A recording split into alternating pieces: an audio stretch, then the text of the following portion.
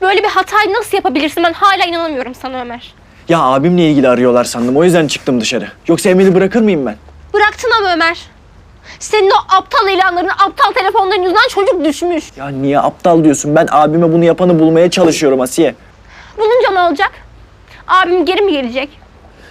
Ya sen istemiyor musun o pisliğin ceza çekmesini? İstiyorum. Abime kim vurup kaçtıysa onu bulalım. O da ömrünün sonuna kadar cezasını çeksin. Ben bunu çok istiyorum. Ama hayat devam ediyor Ömer. Hayat devam ediyor ve ben bir şeylerin üstesinden tek başıma gelemiyorum. Sen orada hala kazanın peşinde koştururken ben burada bugün ne yiyeceğiz, ne içeceğiz, nasıl ısınacağız, kirayı nasıl ödeyeceğiz diye dört dönüyorum. Yapamıyorum Ömer. Ben bir başıma çözemiyorum. Benim senin yardımına ihtiyacım var. Benim kardeşime ihtiyacım var. Özür dilerim. Özür dilerim.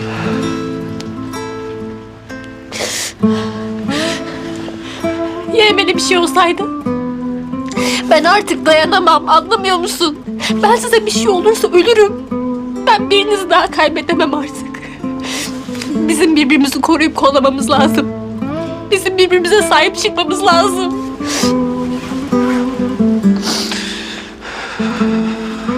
Özür dilerim, yanında olamadım.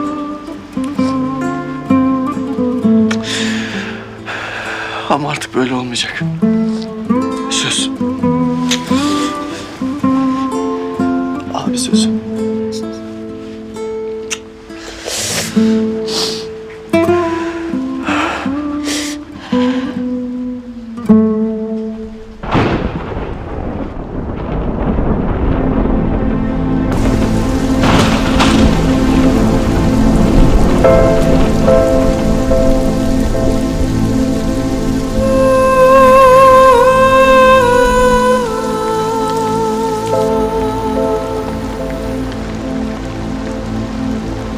Eğer ben ölürsem, ki bu bir gün olacak, ben her zaman sizin yanınızda olmaya devam edeceğim. Her zaman. Beni istediğin zaman kalbinle görebileceksin. Nasıl yani? Annemi babamı gördüğüm gibi mi? Evet bir tanem, annenle babanı gördüğün gibi. Ama hiç sarılamayacağım sana. Bak, gel.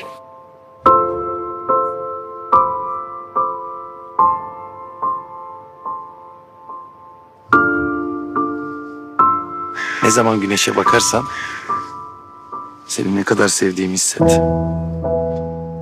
Ne zaman böyle yağmur yağarsa sanki ben senin yanındaymışım. Sana sarılıyormuşum gibi düşün.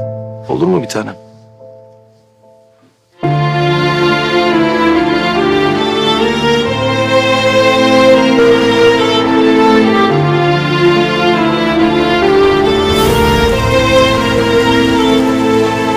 Abi!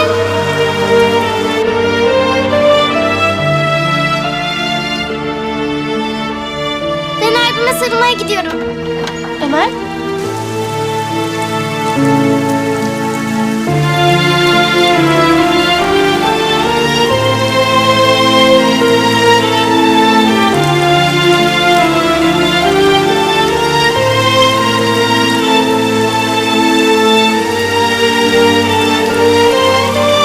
Ablacığım ne yapıyorsun? Gelsene buna, gel içeri girelim. Kaybettik biz abim. Yok artık o. Abim gitmeden önce bana dedi ki güneş her çıktığında seni nasıl sevdiğimi hatırla. Yağmur ne zaman yağarsa ona nasıl sarıldığımı hissedecekmiş. Öyle dedi.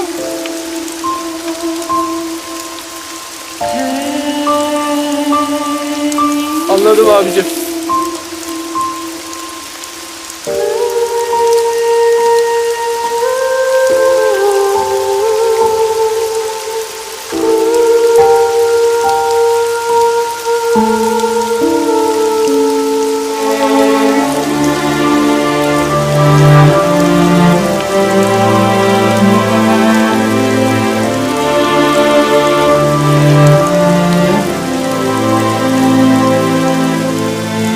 Abicim!